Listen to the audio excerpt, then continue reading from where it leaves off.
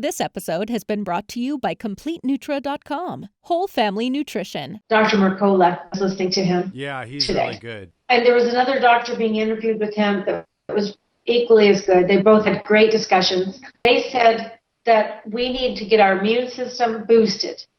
Only recently did anyone in the mainstream media mention something about vitamin C. We do need to boost our immune system. Welcome to the Healthy and Family Show. Each episode features interviews with doctors, experts, and real moms, revealing their secrets on how to keep you and your whole family holistically healthy.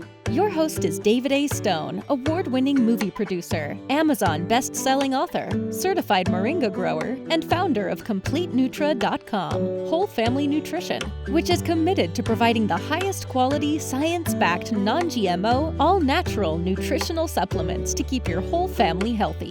Here's David. Hey, what's going on, everybody? My name is David A. Stone, and I just want to say thank you so much for joining me on the very first episode of the Healthy and Family Show. If you're watching this, then you believe the health and wellness of your family should be top priority, but you might be a little bit confused with all the conflicting health advice out there. So our goal with this show is to introduce you to the doctors, experts, and real moms who have the secrets on how to keep your whole family holistically healthy. Now, I believe that there's 5 areas that the whole family can be holistically healthy in. The first one is mental health. The second one is physical health. The third one is spiritual health. The fourth one is relational health. And the fifth one is financial health. And so those are the 5 areas that we can be holistically healthy in.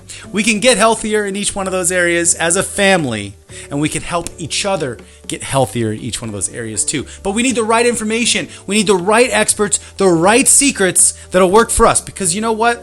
Everybody is different, but we're also very similar. There's a lot of things that we need as human beings that we should be getting every single day. And so right now, this very first episode, I'm excited to introduce someone who is very important to me. She is my biggest fan. She is my mom. In fact, my mom inspired me to do everything that I've done, and that's why I call CompleteNutra.com a mom-inspired company. It's actually for a couple reasons, but one of the main reasons is that she always told me I could do anything I wanted to do. She always encouraged me to be an entrepreneur. She encouraged me to take risks and to step outside of my comfort zone, to be understanding of other people. And she always developed me to have a strong spiritual relationship and a connection with God. And I do believe that that's one of the reasons I don't fear many things anymore. I'm really excited to bring my mom onto the show. Her name is JulieAnn. She's a master calligrapher. She's a graphic designer. So without further ado, I want to welcome my mom, JulieAnn. This is the first episode of the Healthy and Family Show. Is that cool? It's very cool. Awesome. It's exciting.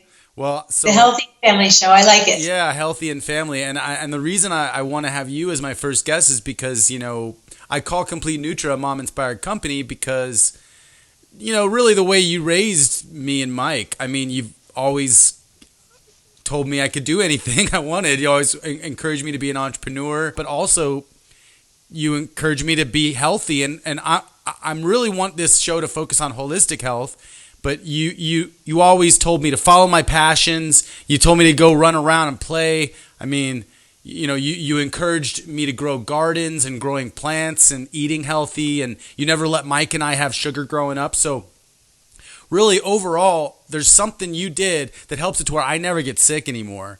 And I think you did that while we were kids. So I really mainly wanted to start off by just saying thank you first for all that. And you're welcome. And second, what did it take keep us healthy as kids? Well, the first thing was actually your dad and I made a decision when you were born that we were going to feed you healthy food. We weren't going to give you any sugar. I remember the first time your grandfather, Stoney, actually was going to give you a maraschino cherry. Your dad and I had to tell him gently, no, we can't let him have anything like that because it's got processed sugar in it. Kind of just educating the relatives about that we wanted you to be healthy. So you were breastfed, and so was Michael. And that was very healthy sugar, of course, the best, healthiest sugar ever. You were very stocky and you were like round, round. I also ate healthy when I was pregnant with both you and Michael because I knew that it would affect you. And so I changed my eating habits. I didn't drink coffee at that time because it had the caffeine in it. And I didn't drink alcohol at all during those times when I was pregnant. I had nectarine cravings. I had a lot of nectarines. Maybe that's why you like Nice. Today. With Michael, I think it was watermelon with Michael, if I remember right. But anyway, the basic thing is they weren't the same cravings, but they were healthy. When you think of holistic health, what is that for the whole family? What does that mean to you? Holistic would be physical, spiritual, mental. I know that you could add other things in there, but the whole person, like the whole person is operating on a level of everything works together. So I think holistic means it all works together for the good. So it's synergistic when it all works together. It really is nice when a doctor knows medicine and real food and natural supplements, and they can see what goes best. I mean, it's really nice when somebody actually can treat the whole person. And that nowadays, it's not as often that way. We have to be more educated. But also spiritual goes into there. When you kids were little, one of the things I did was I prayed every day for all of you children. I would, on the way to school, I would pray for you each. And I would, when I had the opportunity, I would even lay my hands on you in prayer, and just pray a blessing over all of you, each of you, when I had an opportunity to do that, which was quite often. So that to me is the spiritual part, the faith part, and that blessing carries through, I believe it carries through the cells of the body. I think it carries through the emotions. I think it carries through the physical health. So that's why God wants us to pray. But anyway, I think he also wants us to be wise and get back to nature.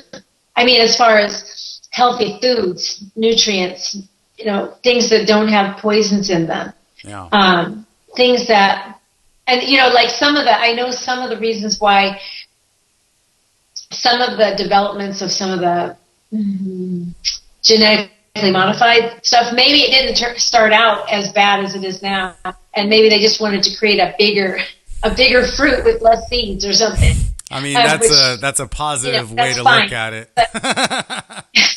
Yeah, I think it's a little bit more proprietary and malicious than that. But ultimately, it could have maybe started that way. But I think profit and greed got into it, and then the narrative started changing once they realized how much money they could make, and the narrative became GMOs are going to feed the world.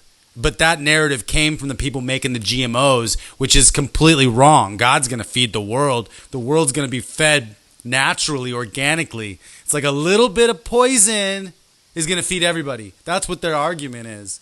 It's like just a little bit of us messing with everything is going to feed everybody. If we didn't mess with anybody, if we didn't mess with anything, we couldn't feed everybody, which is totally wrong. Because if we grow organically, we actually, and see, I think this is where I got instilled some of this stuff for gardening. And did you garden with us as kids? I mean, I remember growing a garden in Maricopa, but I do think that that's kind of a really important part of it nowadays. It's like kids need to know where their food is coming from. And when we're actually right now in the state of the world that we're living in, just this month, the craziness is going on. It's like, well, if stores shut down or whatever, I mean, we're not really sure. We're in a up in the air state of affairs. So having a backyard fruit tree or two, being able to put some vegetables in the ground and know how they grow and know when to plant things. I mean, it's good knowledge to have. Yeah, that's right. That was your stepdad, Tim, who taught you guys to do the gardening. I remember he taught you all to dig ditches and put the irrigation pipes in there, and he taught you how to do that. And then we had chickens. We had guinea hens, and so I remember when the different color of eggs. They were light blue, light green, light brown. I never knew on the green eggs and ham, that book. Yeah. Dr. Seuss. Dr. Seuss's book, Green Eggs and Ham. I didn't understand that there really was a green egg. Well, what if So it we was had like those putting guinea moringa on the egg? That's green eggs and ham. Yeah, there you go. You could actually make them green that way. Yeah, and then we find out about moringa. I mean, sorry, I mean to cut you off, but I mean, there's so many plants out there that literally are medicines, and they actually taste pretty good too. We didn't know about it at the time at all. Yeah. I know your brother and you started discovering that, and Michael started actually growing the little seedlings here, and then you caught it, and you both caught the fever. Both of you guys. So you discovered something so healthy. Yes, they grow really fast. Very fast. When they get planted with the right, when they get planted with the right stuff, they get the mycorrhiza and the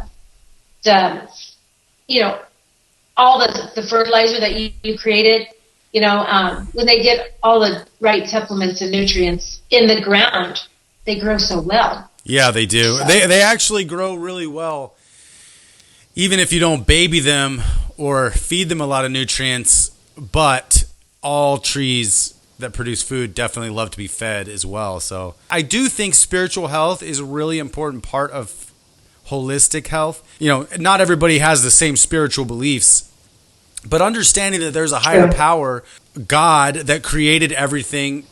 I think in one sense, it does a whole bunch of things health-wise. It allows me not to worry about death in one weird way. I know that there's more than just where we're at here, but right now is a very important time that I don't know that we even grasp how important it is to be a human all the way. I don't even know if we really fully can grasp that yet, but I know that there's something greater. And also, I know that I can plant the seed, but I didn't make that seed. Like, I can plant the seed, but God's got to make that seed grow. Like, something else has to make that seed grow. Yeah. And it's not me growing anything. I'm just sowing, planting, and then something else is taking place. And I think that's just part of the way God set everything up. There has to be a spiritual component in health. And if we are always thankful at the end of the night, if we can pray and be thankful, I think you're right. It does have a cellular benefit. We start feeling we're not going to get sick. We're positive. We're speaking truth. We're speaking happiness. We're speaking goodness. And our bodies are made up of water. So I do believe that as we speak all this stuff, because you've seen those things where they put the bad words, hate and stuff on water, but they put love on water. Then they look at under the microscope. Yeah. Well, you actually wouldn't even ever let us say hate. Or, like when kids joke around, like, I'm going to kill you, or I hate you. Anytime any of us kids said something like that, you would shut us down. Like, no, you don't say that. You don't say I hate you. That's not true. Never say that. I appreciate that as a kid. Yeah. I remember there was a time when if anybody said anything like stupid or shut up or hey, or some of these words, that they have to put 25 cents of their allowance in this little pot at the end of the week. Whoever said the least amount of bad words or bad words, meaning negative words. Right, that you would get the pot of money. So you were always trying to teach us to be positive and a optimist as well. I mean, you've kind of trained that, and I don't think a lot of people have that coming from their parents necessarily. Overall, I think it's a blessing that I had because of you. So thank you. But I mean, I think it's a blessing when a parent can encourage their child. Because I think a lot of parents are more telling kids what they shouldn't be doing. Don't do that. Don't do that. Don't do that. Don't do that. Instead of like, no, do this instead. I mean, you didn't just say don't do that. You told us why. No, but I never liked to tell you guys no without telling you why. And I know there's practical times when it's not possible to say why. Like if a car's coming and you want the child to get out of that road, sometimes you can't say the whole thing. You say, come here or get out of the road, or, but as much as possible, I'd like you kids to know why. Yeah. Because I always like to know why. I wanted to give you that respect. Probably the pushover parent. I always wanted to tell you why. I wanted you to be my friend. I wanted to be your best friend because my mother was my best friend. So but later I was told that's wrong. You shouldn't try to be their friends, but that was just me. I also let you climb. When you were little, I let you climb up steps and down steps, and I'd sit close to you. So you just let to me make take sure risks. you were okay. But I let you take risks. Yeah. Mm-hmm. Yeah, I mean, I you did. let me And ride that- bulls when I was that's 14 years old. That was, I don't know how smart that was. Yeah, I was riding bulls at 14. But you were, I know. Everything that you have done in your life has been gung-ho. So, I mean, how could I stop you? That's a good point. You just had to encourage me and pray. Yeah, that's a good point. Pray for good mentors. Pray for good mentors to teach you how to do things right. Yeah.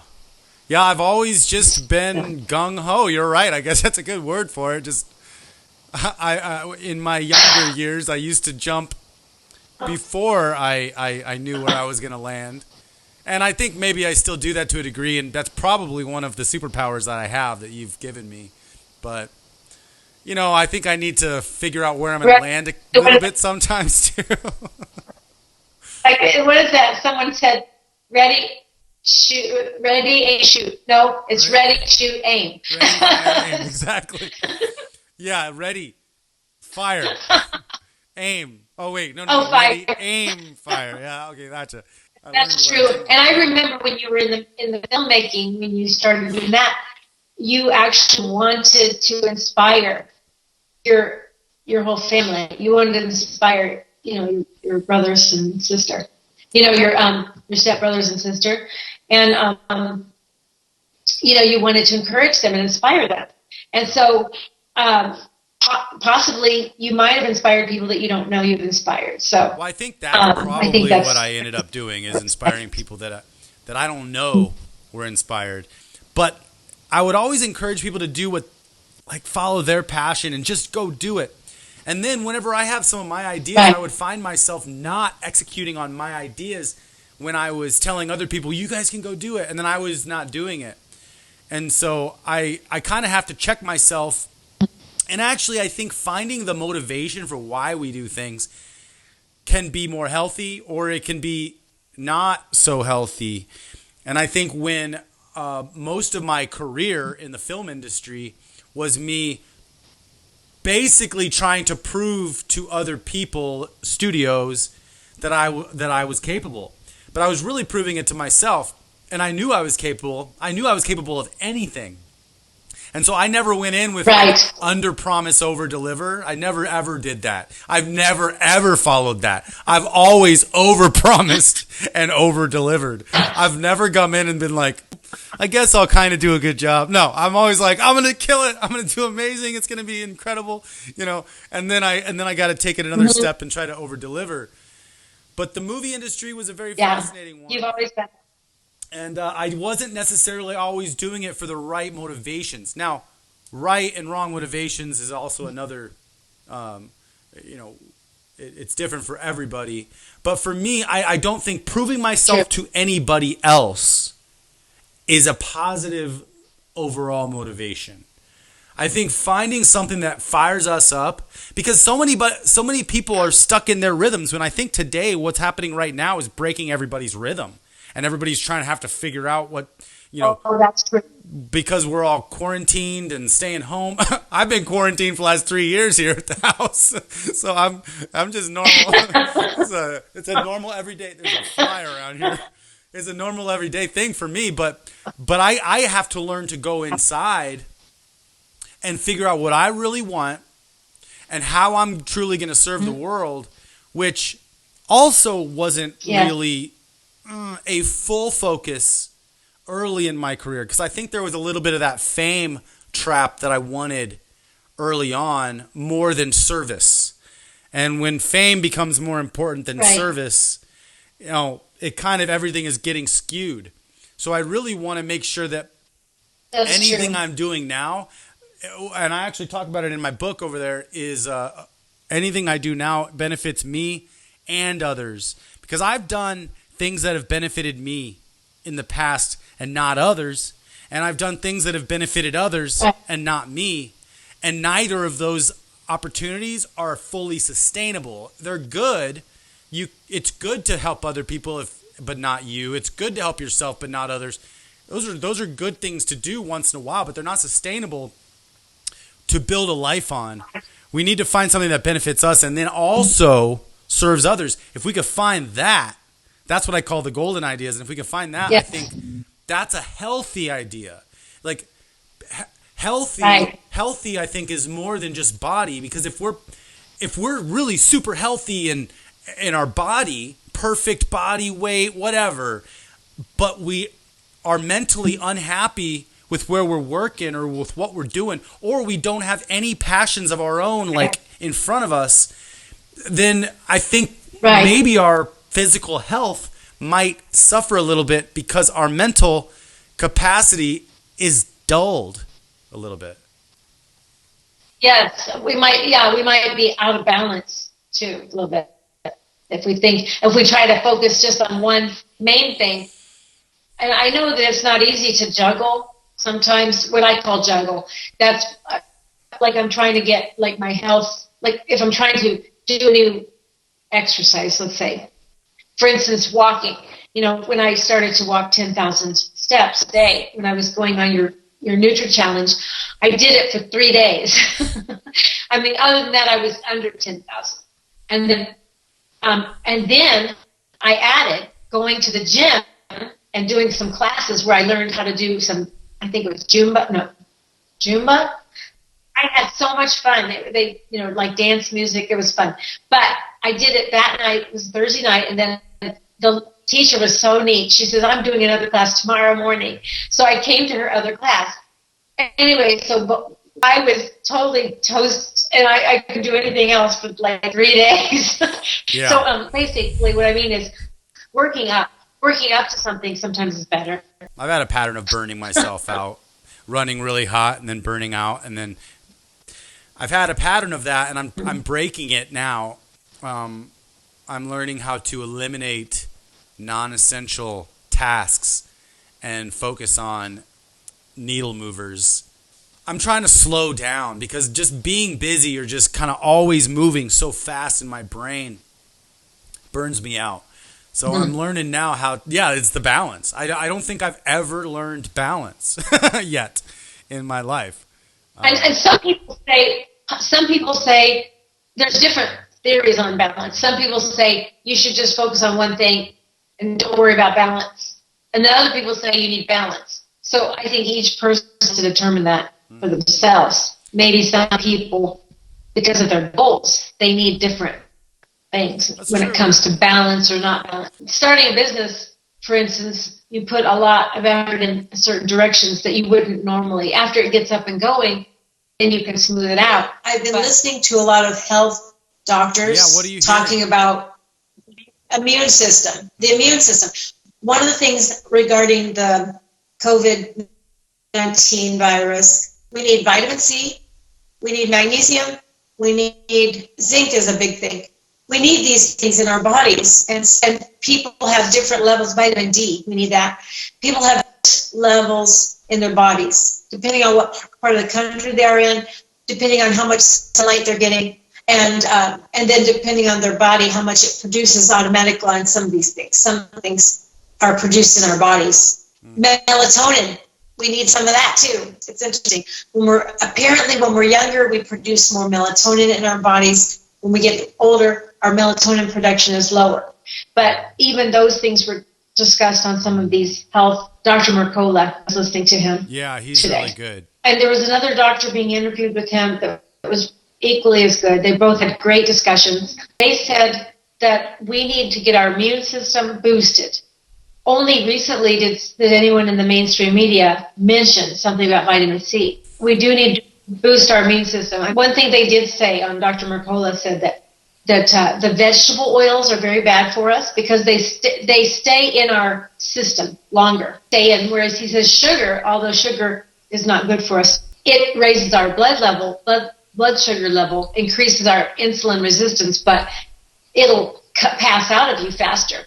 He said at least it passes out of you faster than the vegetable oils like canola and some of the others that are very bad for us. So eating olive oil is much better for us, and coconut oil and things like that. But interestingly enough, if we will focus on holistic health, that means spiritual for faith, our food source, which should be natural, not GMO. Organic is best when you can do organic, but at least no GMOs for sure. Definitely. We need supplements when we can't get it in our food.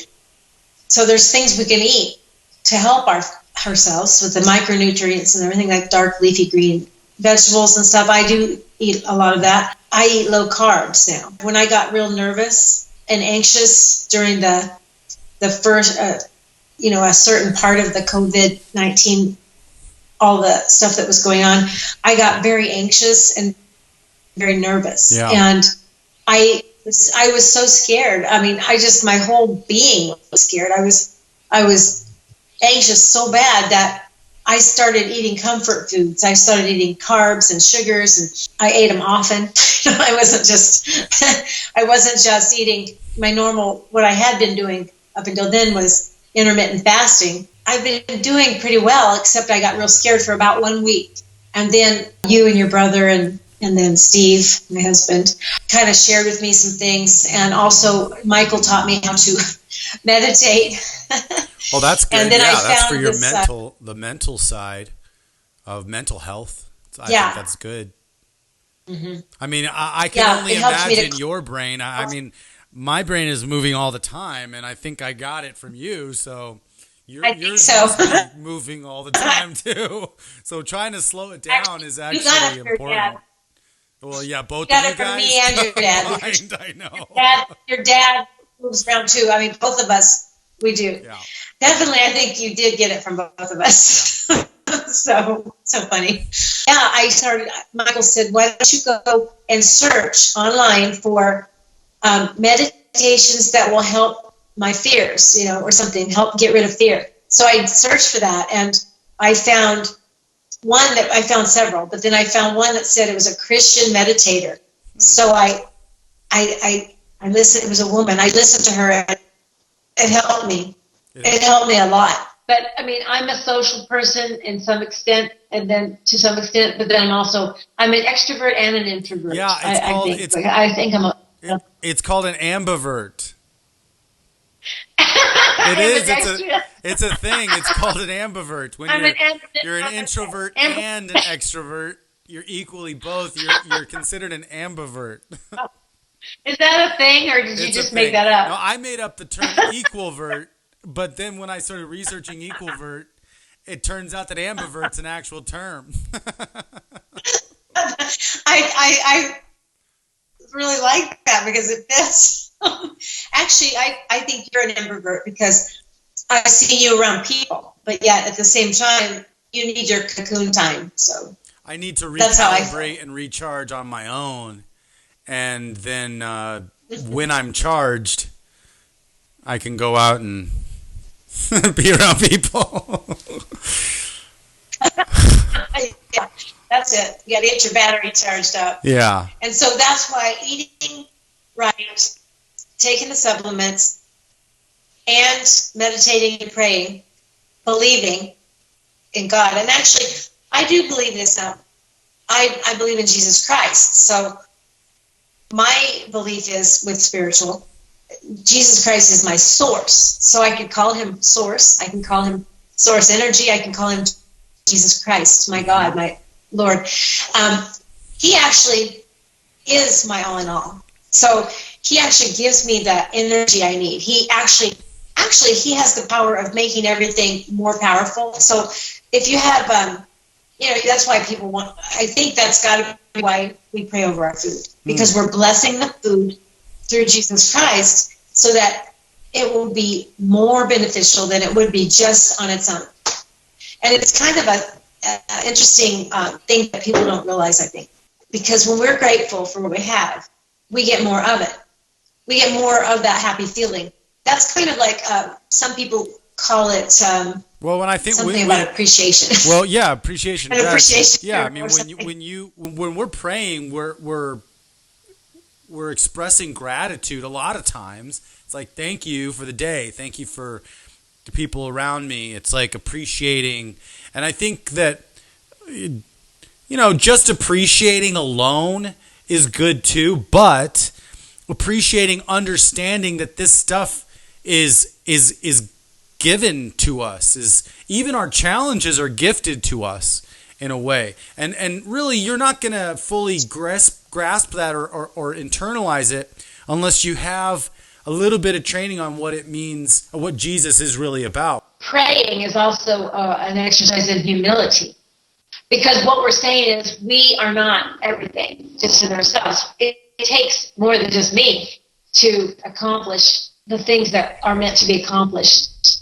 The gratitude and the appreciation and the joy and the thankfulness, it all goes to that we're humble because we know that we appreciate that there's a higher power, a higher source of our strength.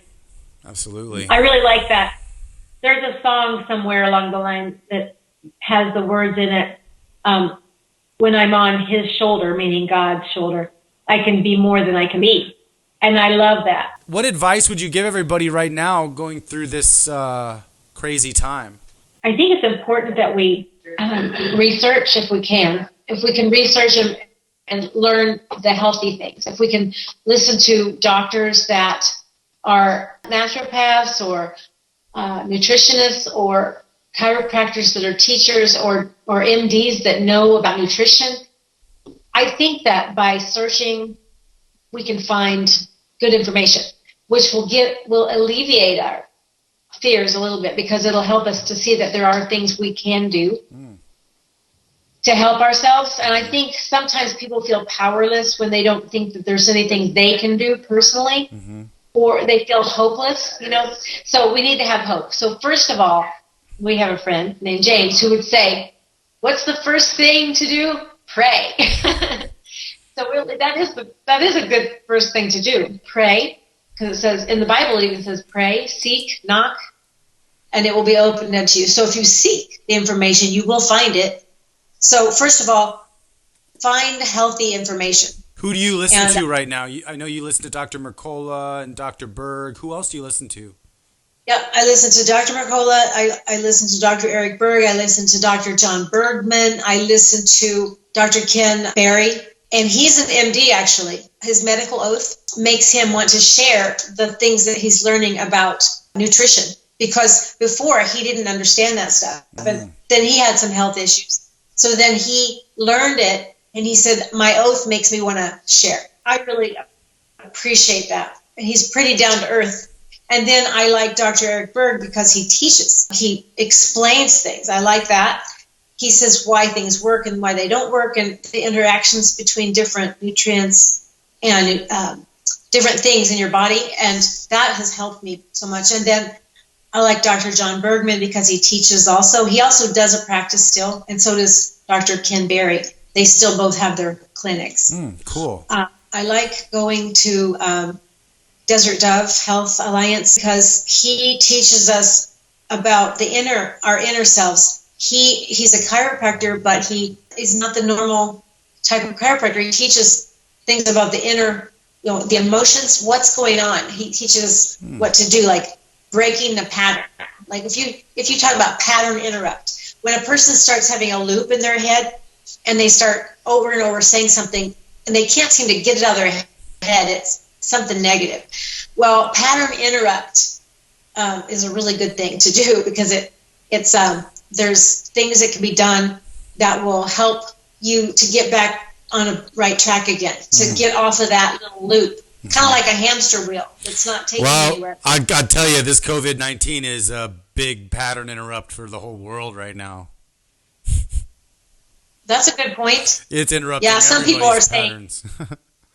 Oh yeah, that's true. Some people are saying that no matter why it started, right now we can use this time to regroup and find out what's really important in our lives. Actually, some people say, golly, now that I don't have to go out to work, I can have time to clean my house or organize my garage or whatever.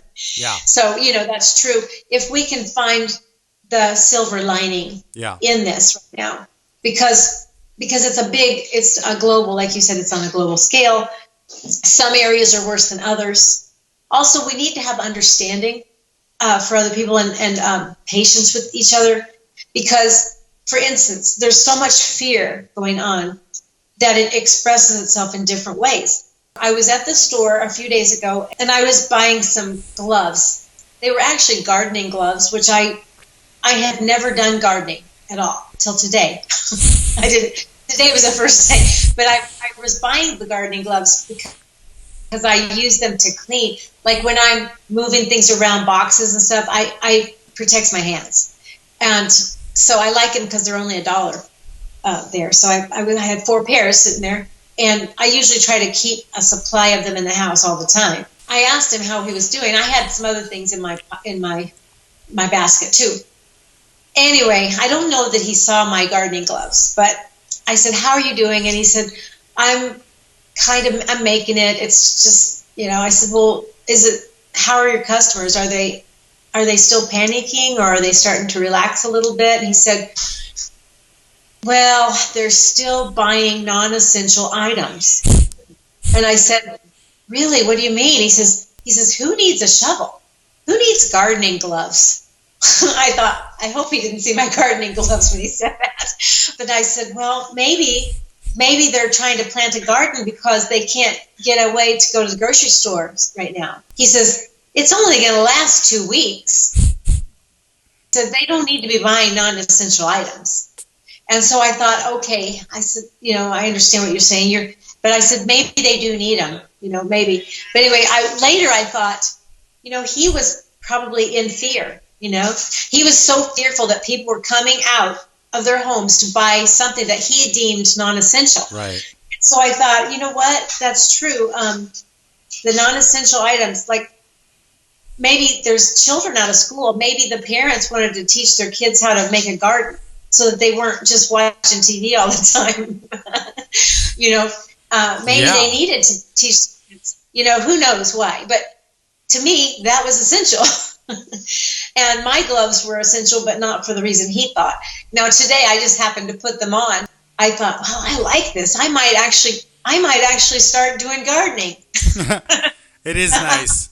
It's definitely work, but it is nice and relaxing especially when you start seeing the things grow. What you're saying is it's compassion, and it's like being understanding of how other people are choosing to process all of this. So it's not like you would say, no, these are essential, you're an idiot. It's not like you would say that. You'd be like, hey, I appreciate where you're coming from. I hope your day goes well. Right, exactly. Yeah. But people do have their fear expresses in different ways. Absolutely. So, and there's a lot of fear right now, and a lot of I think that there's a lot of uncertainty, especially with whatever's going on with a lot of people's jobs now. Working from home is definitely different. I think happiness is found within. Happiness is found within us. We need to find it inside, or else nothing on the outside is going to make us happy. For a long term anyway. It might make us think that way. So like yesterday, not yesterday, the day before yesterday, I had a few beers. Well, more than a few. I actually had like 6. But over the course of the night, they tasted great. I kept drinking them. And then, man, I felt terrible yesterday. It was like a worst hangover I had. And I feel great right now, but it's like sometimes when even me, I'm sitting at home, sometimes when I got kind of stir crazy, I would like to go out to a bar and like meet someone, have a beer or two at the bar with someone. Right. But now it's like I can't go do that. So instead I stayed home and drank too many. And I think a lot of people can probably fall in that trap. Right now we can maybe just start eating more comfort food, which makes us feel like crap. Maybe we could start drinking alcohol. Maybe we start doing some other things that aren't good for our immune system, but they make us feel comfortable in that moment. Yeah. And who knows how long this is going to last? I mean, who knows? Who even knows what's really going on? I mean, we don't really know hardly anything right now, and there's no tests. It's like they're not even distributing tests. So really nobody knows if they're carrier and nobody knows if they have it. It's like when someone gets a headache, like, oh my gosh, stay away from me. It's like, come on. Yeah, is it because that or because I drank too many beers? Yeah, exactly. And that's what it was. But look at, and when I think sometimes too, I'll just bring this around to Jesus back in his day.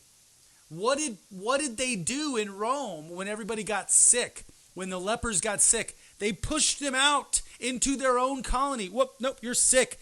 Get out of the house. Go into your own leper colony. And they put everybody together, all the sick people, away from society. Well, not saying that we should do this, but I'm saying in one sense we should look at what Jesus did. He went into the leper colony, and he was the first person to touch these people and say, I love you. And you're a child of God. I mean, he healed some of them, but the idea is they're people. Everybody is people. And if we're looking at people, like right now, this social distancing thing, it's okay, but it can get out of hand if we don't watch together. We win. We got to understand that even if we have to be apart, hopefully we can still support each other and try to serve others during this time.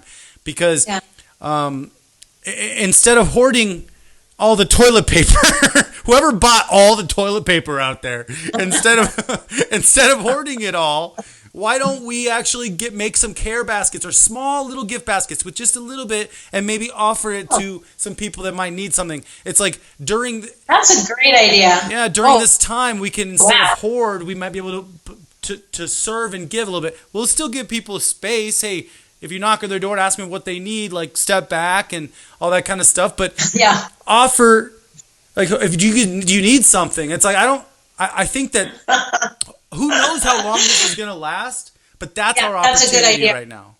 Especially people that are shut-ins and they can't go anywhere, Or people that are already non-mobile from, maybe they're already in chemo, maybe they're already going through some medical things that are current and they can't really walk around, they can't really do something, and now they can't get to the store, and now like so maybe there's certain people around us that we could find a way that we would be able to serve during this time of isolation. I think. Oh my gosh, that is such a great idea. Earlier I caught myself laughing when you were saying that, not because of what you were saying. I was laughing because I was imagining somebody say, I'm not going to take your stuff because you touched it. I don't know. Right. Here's a care package. No, I'm good. So, and that's okay too. I think people can say that. I think it's fine. That's because that means they don't need anything. Yeah, right.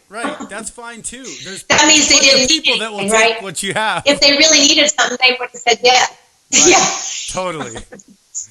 I mean, it's just I think that we have to raise our level of compassion in order to step out of the fear, because really people are afraid. Even the best of us who don't get afraid of anything, there's a weird air in the world that I'm sensing right now. It's this strange uncertainty, because this isn't just the U.S. This is the whole globe. This is like every country. I have friends on my YouTube channel from Brazil, and they're like, they're quarantined. It's like everybody in the whole world is quarantined right now in their own way. We have people in Canada too, and they're going through the same thing. you were talking earlier about giving a care package. That is such a nice idea.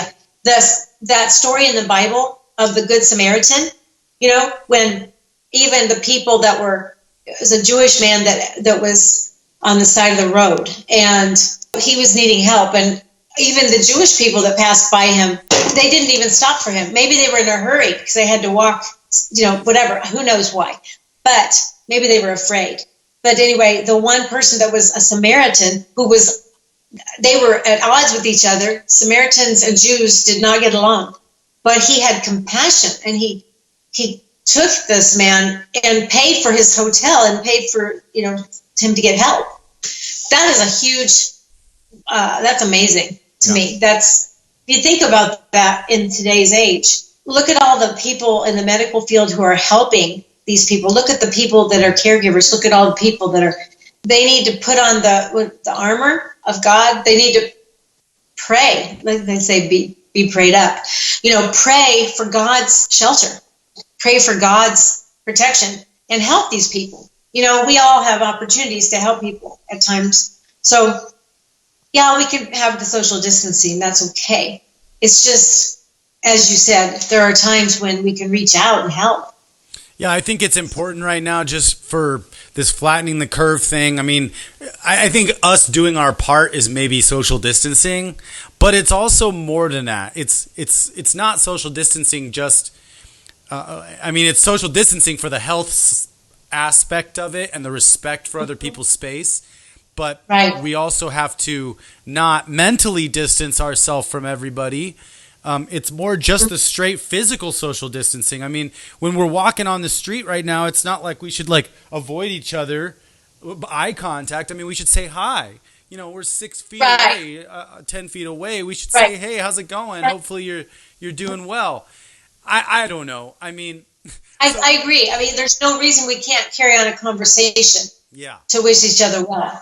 It's just it's a strange time, but I think that you're right. I think we should treat everybody with understanding, and that we should focus on improving our immune system.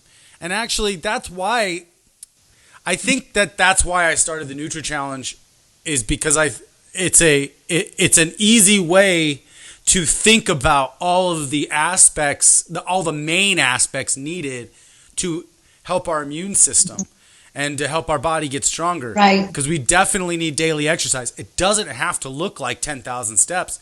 It could look like anything, but 10,000 steps is a little bit more daily exercise than we're used to just doing in a normal typical day. So it just makes us think about it.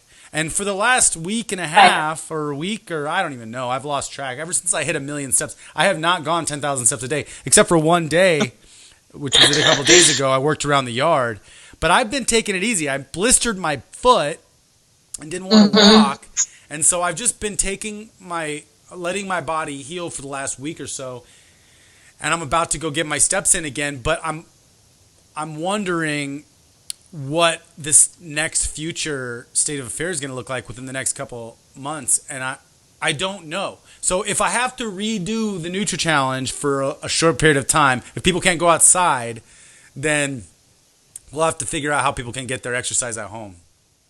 Well, when I was in the backyard today, I had my little pedometer on, and while I was clipping the branches and throwing in the green barrel, I was so surprised it was more than 4,000 steps.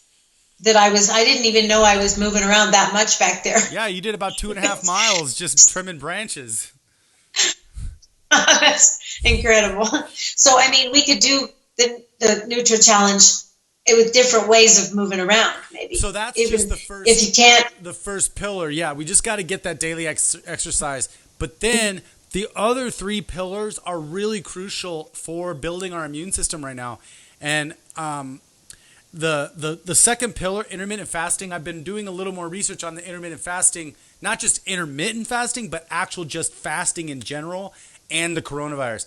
Because fasting helps improve our immune system because it allows our body to recycle all the waste cells, all the old cells that aren't doing anything now, that aren't working right. When we fast, our body actually uses those and recycles them into brand new energy producing cells again. So the longer we can kind of fast during this time at certain intervals, and if we're doing it every single day, I think now is probably the time to kick it back into gear, because we were all gung-ho January 1st at the beginning of the year with everything we were doing. And now this has only been a couple weeks. It's weird. This last couple weeks has seemed like a lot longer when they first introduced the COVID thing.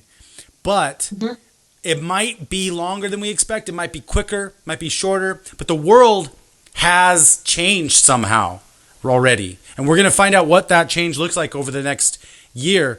But I think that if we want to improve our immune system and we want to help our family improve their immune system, it's 4 simple things: daily exercise, intermittent fasting. If you have body goals or health goals, you might need some supplementation, proper supplementation for whatever your goals are. And then the one thing that if we all play our cards right, we can catch up on right now is sleep. This quarantine thing may allow it to where you could get a little bit more sleep, because a lot of times in the US, we've been identifying our productivity based on how much we work. Right. When in fact, maybe it might be more beneficial to our body to stop working as much and sleep more. And we might actually do more. We might get more done and be more productive if we can have those extra supercharged hours because we got 8 or 9 hours of sleep. So good point. That's a good point. Yeah. It's kind of, sometimes it's counterintuitive when we do certain things that we aren't used to.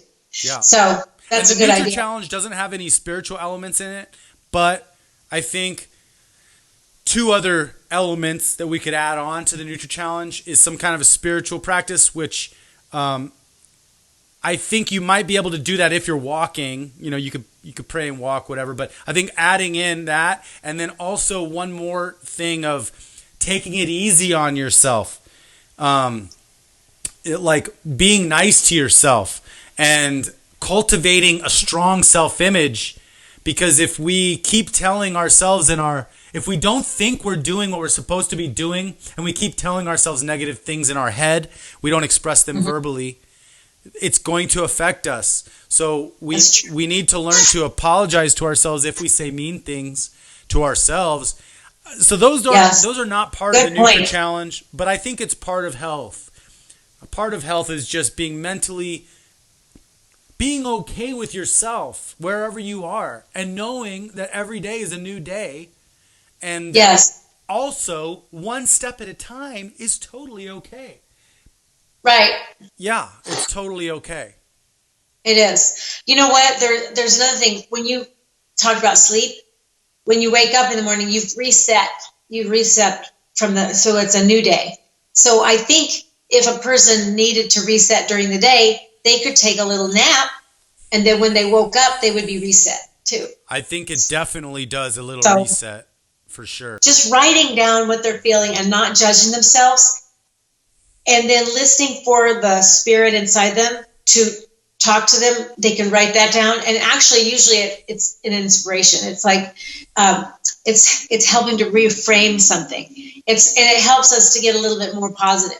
So this is if you're saying, so you would use this if you don't know why you have anxiety, or if you don't know why you're fearful, if there's more than one reason underneath the surface, if this is bringing up other things, then I think you're right. Like that would be a reason to journal. You're talking about journaling and writing things down, right?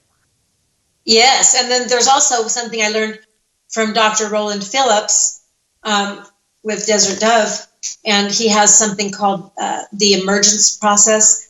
And so what it is you write down what it is that the emotion that you're feeling, and where did you remember it before in your life. So you write down all the times you remember that feeling that you had in your life, clear back to when you were a baby, any time in your life. And so what that does is it helps process it, and then you can do steps of forgiveness for anyone who harmed you, or forgive yourself if you harmed someone else. And then there's it's really amazing. And then you start focusing on the positive thoughts and positive words. During this time that we're going through right now, we can actually use it to our benefit. If you have a lemon, make lemonade. Yeah. And that is one of my sayings. That is one of your sayings. If you have a lemon, make lemonade. Yeah. Let's see. Yeah. Is it this and one? So that's exactly right. Let's see. James 1:2 says, "Consider it pure joy, my brothers and sisters, whenever you face trials of many kinds." Consider it pure joy, my brothers and sisters, whenever you face trials of many kinds. That's crazy. Pure joy, because you know that the testing of your faith produces perseverance. So we consider these trials pure joy because by going through them, we can learn to persevere. And then it says, let perseverance finish its work so that you may be mature and complete, not lacking anything. So without trials, we wouldn't learn to persevere, and we wouldn't learn what it is like to be complete and not lack anything. Isn't that interesting? Yes, it's amazing. It helps us have hope through the difficult times. So we need spiritual hope, and we also need emotional hope, and we also need physical hope. Yeah. So by giving our bodies physical, healthy things that we consume, it actually helps our body to have hope. I think that there's a lot of things faith can do, and there's a lot of things that God can just heal you from, for sure. But also God gives us the knowledge and the tools to heal ourselves. It's like God wants us to know how to heal ourselves and know that our body can heal because he created it in order to regenerate. Our bodies are created to regenerate and heal. And so we're not like, okay, God, I'm going to heal, just heal me. It's like God gave you the body to learn how to heal it. And he gives us all the information to do that too, especially with what's coming out with our gut, healing our gut, and allowing our gut to give us more energy. And the brain in our gut, the brain in our heart, there's so much about the body that we don't even know. But right now, there are a lot of things that we do know, and there's a lot of things that we know will benefit our bodies, but it's not something that we should do once in a while. It's actually, we need to build in habitual routines that will allow us to do this healthy stuff every day. And that's why I identified the 4 pillars, which if I think about it, I would add in personally a spiritual component, and I will also add in the self-talk component in addition to the 4 pillars of the Nutri-Challenge. Positive self-talk and prayer can help your immune system as well. I think it could help build your immune system. So if you have lemons, you get to make lemonade or make a sour face, either one of the two. So what would you, is that what you would tell people? I mean, I do say that a lot. Making a lemonade out of a lemon means that you're trying to make the best of something. You're trying to find the silver lining. You're trying to find something good. Also being solution oriented instead of being problem oriented. That's a good one. I like solution oriented. That's a good idea to say. Yeah. To remind ourselves. Well, we'll have to do this again. We will. But I want to say really just from the bottom of my heart, thank you so much for allowing me to film this today. And then also just for raising me the way you did and always encouraging me to do the things that were in my heart. I'm glad that you ran with it that you have done so many things.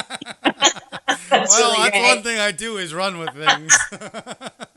Yeah, I remember when you were jumping out of the airplane, doing, you and Jenny were jumping out and doing the skydiving. And it was like, I remember calling up some of our friends. We drove down there to the place you're at, and we were looking up. We were taking pictures of you.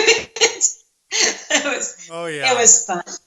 I day. think that's an important thing that you kind of did too, and you allowed us to do as boys, or in general, is you allowed me to take risks. You said you couldn't really stop me, which probably is a good point. I'm pretty persistent when I want to do something. But you're very enthusiastic. enthusiastic, that's the word, yeah. I always think everything's the next big thing.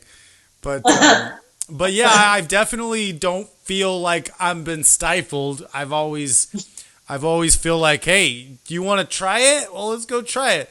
Do most people die when they do it? No. Okay, let's go do it. If most people die when they do something, well, I probably wouldn't try that. But if most people are pretty good when they do something safely, I'll try it. Yeah, your Grampy, Gene Dunning, he used to say he loved flying his little plane, but he used to say he would love to skydive, but he said he wouldn't want to bungee jump in case the rubber band went too close to the ground. I've never tried the bungee yet, but hey, maybe one day. I think I wouldn't want to bungee jump. I wouldn't want to jump out of a plane. The only thing I might be interested in doing is parasailing. Ooh. That might be something I would do. Maybe. Okay. And I did water ski before, but I never went to ice ski. I mean, snow ski like you have. You and Michael went snow skiing too. I never wanted to do that. Yeah. Yeah, it's fun stuff. But I mean, where am I going to take it? Am I going to go pro? No. So I focus on the things that are going to move me forward right now. And, I think sometimes the fun things, see, I build my life around things I like to do. So just because I'm working doesn't mean I'm not having fun. I don't know that everybody does that, but I'm working and having a good time. I just sometimes do burn myself out, which I'm learning more balance for this year. But yeah, I've done the same thing. Yeah. So, you know what? One thing I want to reiterate is I am so grateful to have you and your brother. And I was really grateful also to have my other 3 kids, my stepkids. But we never called each other step. It was no step in it. It was just, brother or sister. I just love that. Yeah. Also, I wanted to go back a little bit. Okay. Thinking about my childhood, I was very, very blessed to have been adopted by 2 people who cared so much about me that they fixed my eyes. When I was 2 years old, they had eye surgery for me. I had this right eye was over to the right. It was called wall-eyed. And so they had to shorten the muscle here and bring it so that I could track both eyes at the same time, And I, of course, as a vulnerable little child, I had no clue that was necessary for my brain development. But I thought that was really, really amazing that my mom and dad did that for me. And then also going back further, I'm so grateful that my biological mom, Mary, who I got to meet recently. Well, we all did recently. I mean, I was 59 years old when I found out that when my friend called me up. The sad part was that was the same year that grandma, my mom, Betty, your grandma, passed away in June. And then later on in the year, my childhood friend and a school friend that was 1 year younger than me in high school, Kendall, he contacted me. He said, I got a pop-up on my computer. Are you still looking for your biological mother? And I said, yes, I am. And he said, you haven't found her yet? And I said, no. He says, would you like some help? And I said, yes, yes, I would. Before, in the past, whenever someone asked me, do you want help? I would say, yeah, I might need some help. But I thought, wait a minute, you're not saying that this time. You're saying yes. Yes. And so one thing that Grandma Betty, my mom Betty, she said, a few years before on Mother's Day, she looked over to me and she said, it might be a good time for you to search for your biological mother. She's probably young enough that she's probably still alive. And I said, yes, I want to do that. Thank you, Mom, for saying that. So I wanted to, but for some reason, I didn't know how to go about it. Your aunt, my sister, Lisa, actually tried to help me with it years before. But maybe you weren't ready. She was looking for hers too. I said I wasn't ready, but I really was ready. But the reason I told her I wasn't ready is because I was afraid she'd find my mother first before she found hers. And I was afraid she'd feel bad. So I thought, let's let her find hers first. But then later she told me that she had talked to my mom, and that she had, but then because I said I wasn't ready, she didn't tell me. So I don't know. I don't know for sure on that one, but I thought, ooh, I wish I wouldn't have said that. But anyway, so now fast forward to 2016 when that beautiful time came. Because how many days was it, David? After I told him, yes, I need help. It was just not that long. It was pretty quick, yeah, I guess. It was so quick. It was like really, really fast. Yeah. He found her. It was just such a wonderful miracle. So I got to meet her, and you did too, and Michael did too. We got to meet her and Mom Mary, and also my aunts. We got to meet Aunt Irene and Aunt Laura, and my cousin Brenda, and my sister. Yeah, we had Lori. a real small family growing up, and now we just met. Now we have a whole family in Florida. I know. Your biological mom and her family, and it's like you got some sisters. How many sisters? Two additional? I have one sister and one brother. One sister and one brother, right? Wow. So I met my sister, but not my brother. And I tell you what, it's amazing that cool. This happened. So I'm so grateful. And then when I found out that God put me into a home where my mother was so much like my biological mother, and their birthdays are so close to each other. Oh, wow, that's another level of miracle. Totally. So anyway, I'm just so thankful and grateful. Talk about timing. Mom Mary said it was actually the perfect time because she had more time to get to know us. Yeah, it would have been interesting are closed adoptions still happening? Do they still go on? Closed adoptions? No, I don't know if they do, but I would think maybe they might. They probably do. Yeah, I don't know how I feel about it, but it's interesting, the closed adoption process.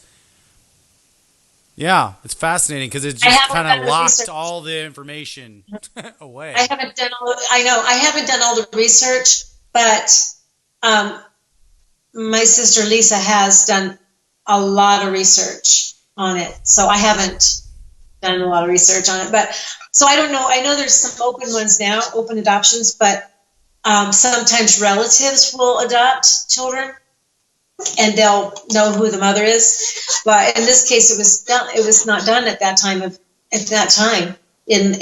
the year 1958. It was closed.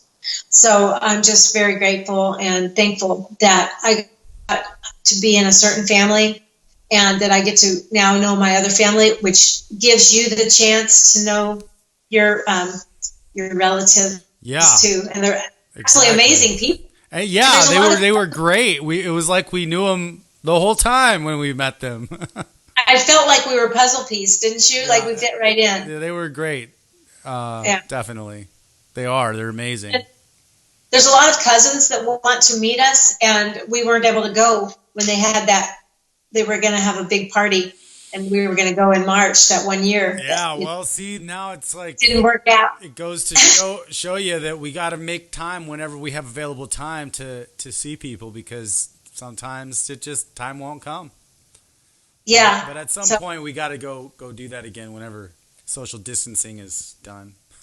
Yeah, and until then we can learn how to use things like Zoom and other conferencing type things, which a lot of churches are now using. Aunt Laura says she's using it with her church in Jefferson City, Missouri. Yeah, all the churches have to meet like that now. I mean, we're doing this on Skype, which we could use Zoom too for interviews, but we're going to have to really make sure that our internet is top notch nowadays. Oh, that's right. So true. Anyways. All right, well, thank you, Mom, for talking to me. I enjoyed it. Yeah, me too. It was. Any word of advice for anybody going through some struggles right now? Some fear and anxiety? Yes, anyone going through fears and anxieties right now through anything that's going on in your life, not just the COVID-19. Maybe there's other things going on too. Advice, first of all, look up to heaven and say, please help me, Jesus Christ, help me. Ask him to help you. And then ask him to give you wisdom. Ask him to give you peace, comfort. Ask him to show you something so that you can see something that he can only do. Only he can do it, and you'll know.